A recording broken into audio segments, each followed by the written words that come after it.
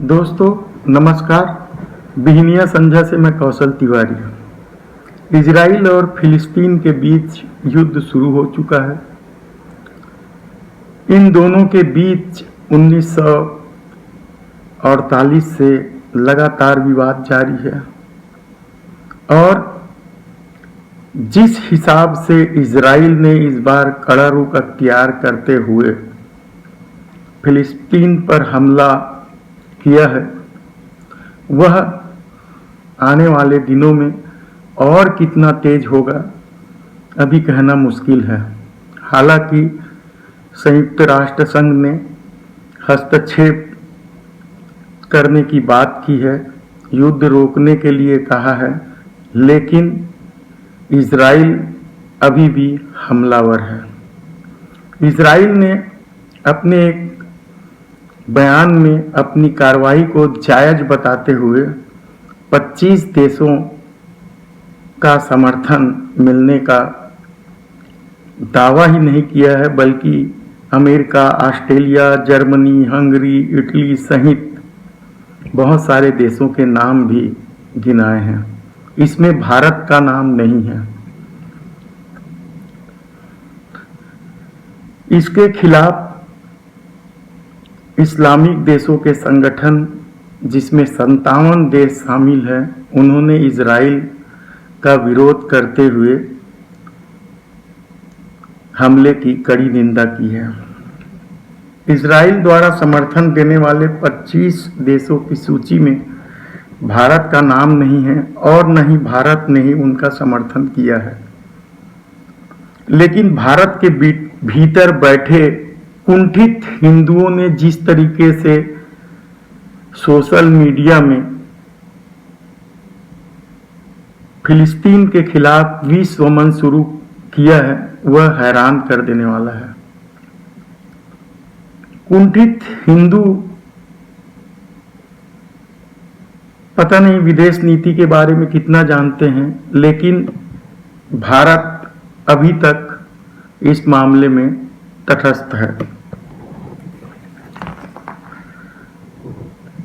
और troll army और WhatsApp university के इस विश्वमन से भारत सरकार के सामने मुश्किल हालात भी पैदा हो सकते हैं। हालांकि सत्ता में बैठे लोगों को यह राजनीति रास आती है, इसलिए अभी तक सत्ता की तरफ से इस तरह के करतूत पर भी खामोशी ओढ़ी गई है।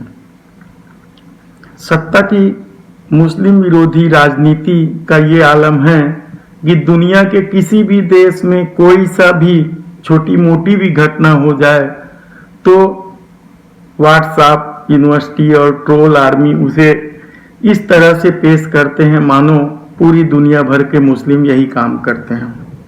दरअसल उन कुंठित हिंदुओं को विदेश नीति की न समझ है और न ही राजधर्म की, चूंकि उनके लिए मुस्लिमों को गाली देना सत्ता का रास्ता है, इसलिए वे यह सब करते रहते हैं। भारत इस्राइल संबंध जो लोग जानते समझते हैं, वे जानते हैं कि भारत युद्ध की स्थिति में कभी भी इजराइल का समर्थन नहीं कर सकता है। और वर्तमान सत्ता इजराइल से संबंध की बात इसलिए करता है क्योंकि उससे उनकी देश में राजनीति सधती है। एक्सपर्ट के मुताबिक भारत के 18% हिस्सा व्यापार का हिस्सा अरब देशों से है, जबकि इजराइल से भारत का व्यापार 1% भी नहीं है। ऐसे में भारत के वर्तमान सत्ता के लिए इस मामले में दूरी बनाने में ही भलाई है। भारत शुरू से ही इस मामले को लेकर सचेत रहा है और इजराइल से दूरी बनाकर चलता रहा है। लेकिन नरेंद्र मोदी ने जिस तरह से इजराइल से संबंध सुधारने के नाम पर राजनीति की, उसका ही असर है कि अब ट्रोल आर्मी और व्हाट्सएप यूनिवर्सिटी के लोगों को लगता है कि भारत इजराइल के साथ खड़ा होगा। राजनीति के जानकारों का कहना है कि नरेंद्र मोदी ने यह सब सिर्फ इसलिए किया क्योंकि इससे देश में हिंदू वोट ध्रुवीकरण हो सके और उन्हें हिंदू वोट मिल सके। जबकि पूर्व प्रधानमंत्री अटल बिहारी वाजपेयी ने साफ कहा था कि फिलिस्तीनियों की जमीन पर किसी को कब्जा करने का कोई अधिकार नहीं है और इजराइल को इसे खाली करना पड़ेगा। हालांकि अटल बिहारी वाजपेयी को लेकर मोदी सत्ता की निष्ठुरता किसी से छिपा नहीं है और इसका सबसे बड़ा प्रमाण वह उद्घोष है जब 2014 में नरेंद्र मोदी प्रधानमंत्री बने, तब यही ट्रोल आर्मी और व्हाट्सएप यूनिवर्सिटी के लोगों ने ऐसा प्रचारित किया मानो इस देश में नरेंद्र मोदी ही वो पहले हिंदू हैं जो प्रधानमंत्री बने हैं। आप ये अटल बिहारी वाजपेयी का वह वीडियो सुनिए जो उन्होंने कहा है, आपके सारे भ्रम दूर हो जाएंगे कि भारत की क्या नीति रही है और उस पर भक्त यानी व्हाट्सएप यूनिवर्सिटी और ट्रोल आर्मी के लोग किस तरह से जूझे पड़े हैं। सुनिए वीडियो। गलतफहमी को दूर करने के लिए मैं कहना चाहता हूं कि हम हर एक प्रश्न को गुण और अवगुण के आधार पर देखेंगे, लेकिन मध्य पूर्व के बारे में यह स्थिति साफ है कि अरबों की जिस जमीन पर इजराइल कब्जा करके बैठा है वो जमीन उसको खाली करना होगी।